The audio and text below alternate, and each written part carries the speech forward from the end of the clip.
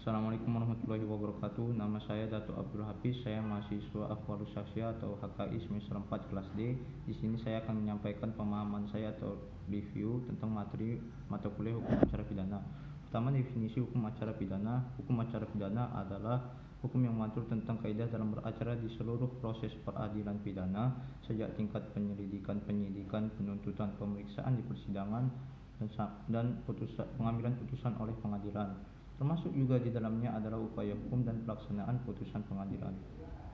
Erat kaitannya antara hukum acara pidana dan hukum pidana. Hukum pidana ini atau hukum material menurut Pompe adalah keseluruhan peraturan hukum yang menunjukkan perbuatan mana yang seharusnya dapat dipidana dan di mana seharusnya tempat pidana itu menjelma.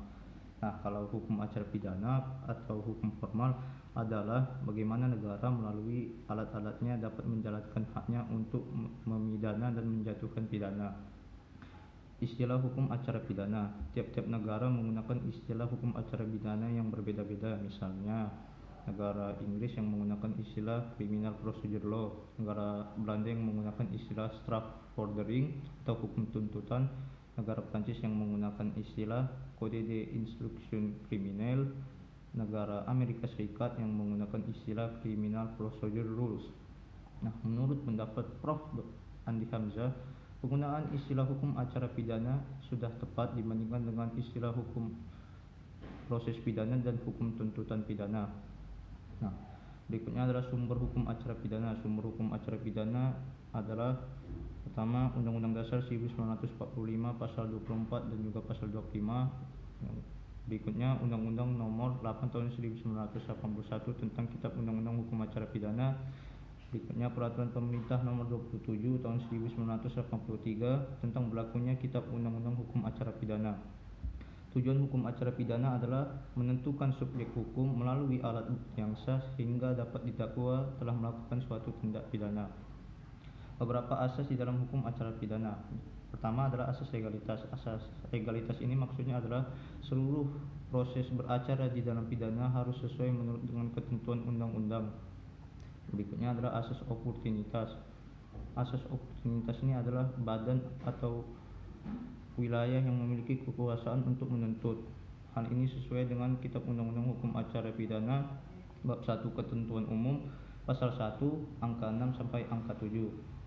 Berikutnya juga ada asas praduga tidak bersalah. Nah, asas praduga tidak bersalah ini sesuai dengan ketentuan Undang-Undang Nomor 48 tahun 2009 tentang kekuasaan kehakiman, juga penjelasan umum mengenai angka 3 huruf C Kitab Undang-Undang Hukum Acara Pidana yang mengatakan setiap orang yang disangka, ditahan atau dituntut dan atau dihadapkan di muka persidangan wajib dianggap tidak bersalah sebelum adanya putusan yang menyatakan kesalahannya dan memperoleh kekuatan hukum tetap. Berikutnya adalah asas pemeriksaan terbuka untuk umum. Nah, asas pemeriksaan terbuka untuk umum ini sebenarnya tidak semua perkara pidana dibuka untuk umum, seperti ketentuan Kitab Undang-Undang Hukum Acara Pidana pasal 153 ayat 3. Nah, berikutnya adalah asas kesamaan dalam hukum.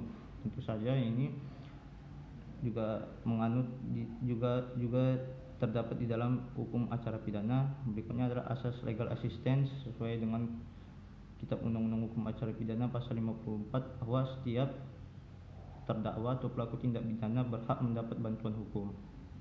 Yang terakhir ada asas pemeriksaan hakim langsung. Maksudnya di sini adalah orang yang sedang berperkara pidana wajib mendatangi tempat perkara.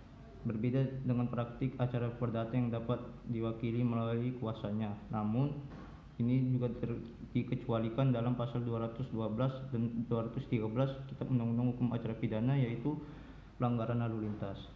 Sekian penyampaian materi